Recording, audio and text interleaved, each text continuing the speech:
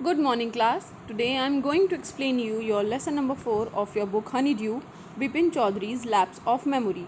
In this chapter, we have one character named Bipin Chaudhary. और यहाँ पे उनके साथ एक ऐसा केस होता है कि वो अपनी लाइफ का एक इंसिडेंट ही भूल जाते हैं.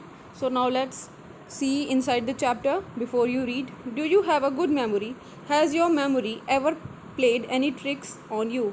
क्या आपकी एक अच्छी मेमोरी है? ये चैप्टर स्टार्ट करने से पहले मैं आपसे मेमोरी के बारे में कुछ डिस्कस करूँगी. क्या आप लोगों की अच्छी मेमोरी है? नॉर्मली लोगों की जो मेमोरी होती है वो शार्प होती है और वो भूल जाते हैं, लेकिन एज के साथ साथ वो चीज़ों को भूलना स्टार्ट कर देते हैं. और जो बिपिन चौधरी हैं वो भी 45 अबव एज के हैं इसमें. और इनके साथ भी एक ऐसा इस केस बताया गया है इसमें कि वो रांची गए थे और वो वहाँ की विज़िट को ही भूल गए, और वो कैसे उसको चेज़ करते हैं, क्या होता है एक्चुअली, वो हम इस चैप्टर को रीड करके इस स्टोरी को समझेंगे.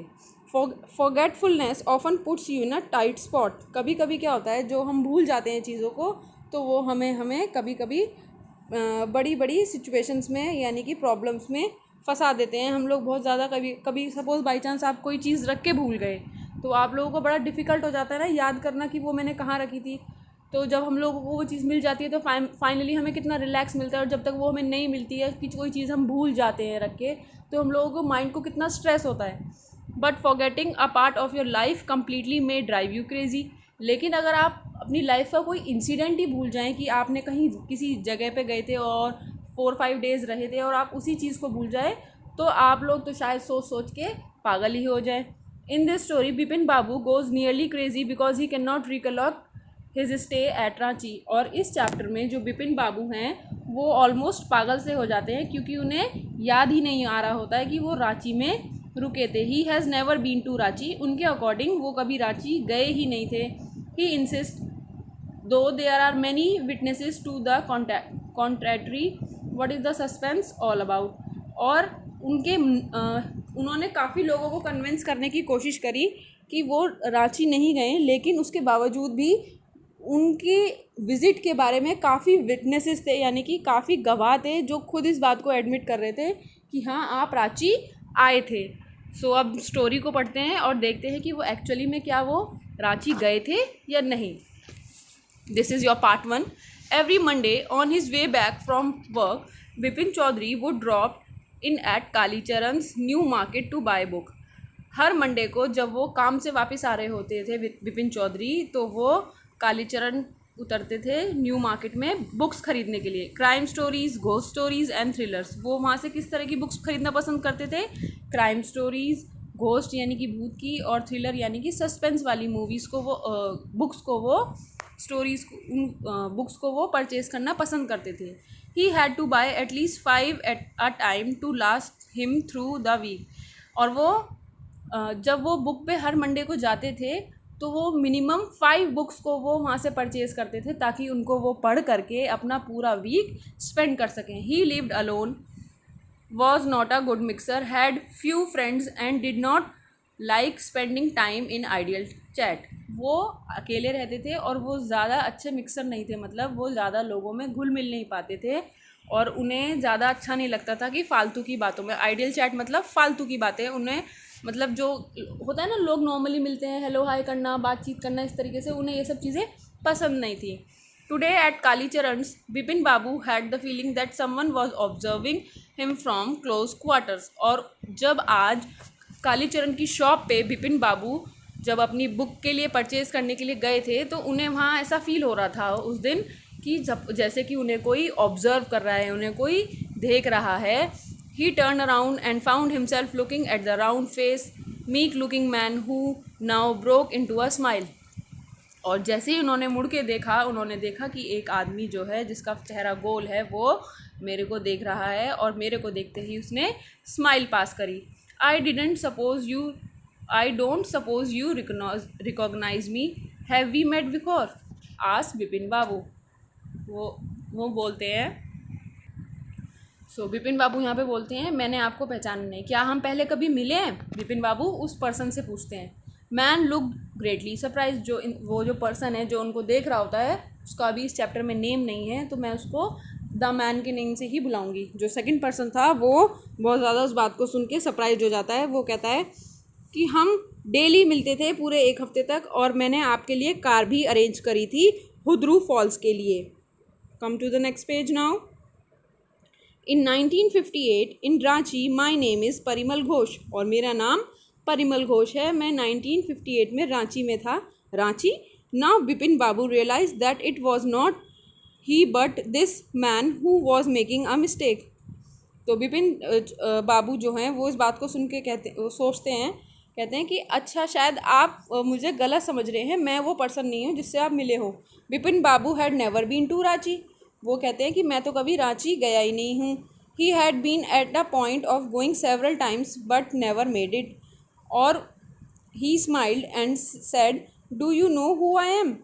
तो वो जो बिपिन बाबू हैं वो कहते हैं कि मैं तो आज तक कभी गया ही नहीं हूँ। और वो स्माइल करते हैं, वो कहते हैं कि तुम जानते हो मैं कौन हूँ। The man raised his eyebrow, bit his tongue and said, do I know you. Who does not know Bipin Chowdhury. जो मैन है वो अपनी आईब्रोज को उठाता है, अपने जीभ को हिलाते हुए बोलता है कि क्या तुम मुझे जानते हो। और विपिन, क्या मैं तुम्हें नहीं जानता। कौन नहीं जानता विपिन चौधरी को। मतलब वो यहाँ पे जो पर्सन है वो विपिन चौधरी को ये कह रहा है कि क्यों नहीं जानता आपको। मतलब आपको तो हर कोई जानता है विपिन चौधरी, आपको तो हर कोई पहचानता है। Bipin Babu now turn towards the book shelf and said, still you are making a mistake, one often does. I have never been to Ranchi. The man now laugh aloud. और विपिन बाबू जो हैं वो यहाँ पे बुक शेल्फ की तरफ टर्न हो जाते हैं और वो कहते हैं कि आप अब भी मिस्टेक कर रहे हो, आप किसी और मैन से मुझे मिक्स करके कंफ्यूज हो रहे हो खुद ही। मैं तो कभी रांची गया ही नहीं हूँ। और वो मैन ये बात सुन के बहुत ज़ोर से अच्छा हंसता है। What are you saying mister Chowdhury. वो कहता है कि तुम क्या बात कर रहे हो mister Chaudhary. You had a fall in Hudru and cut your right knee. तो जो पर्सन है वो कहता है कि आप हुद्रू फॉल्स में गिर गए थे और आपके पैर में चोट लगी थी, राइट पैर में। I bought you iodine, I had fixed up a car for you to go to Netarhat the next day but you couldn't because of the pain in the knee. और मैंने आपके लिए आयोडीन भी लाया था और मैंने आपके लिए कार भी अरेंज करी थी नेटरहट जाने के लिए अगले दिन, लेकिन आप अपने पेन की वजह से, नी के पेन की वजह से नेक्स्ट डे वहाँ जा भी नहीं पाए थे। क्या आपको कुछ भी याद नहीं आ रहा।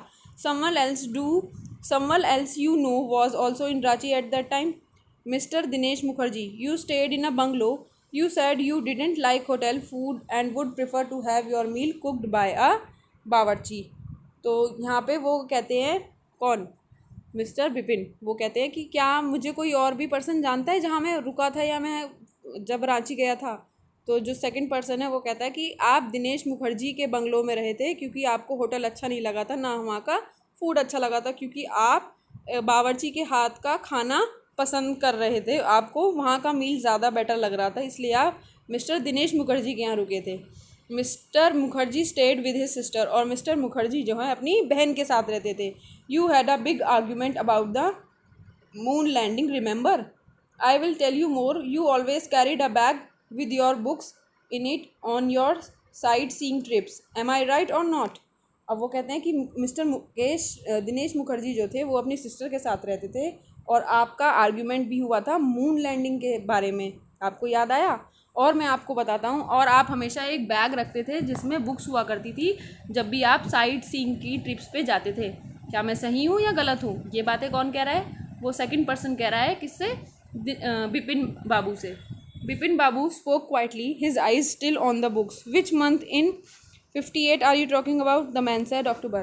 तो वो जो बिपिन बाबू है वो चुपचाप से उससे पूछता है और बुक की तरफ आंखें रखते हुए कि अच्छा मैं अगर 1958 में गया था तो कौन से मंथ की बात है। तो वो जो पर्सन है वो कहता है कि आप अक्टूबर मंथ में गए थे। No sir said Bipin babu, I spent in Puja in 58 with a friend in Kanpur, you are making a mistake, good day.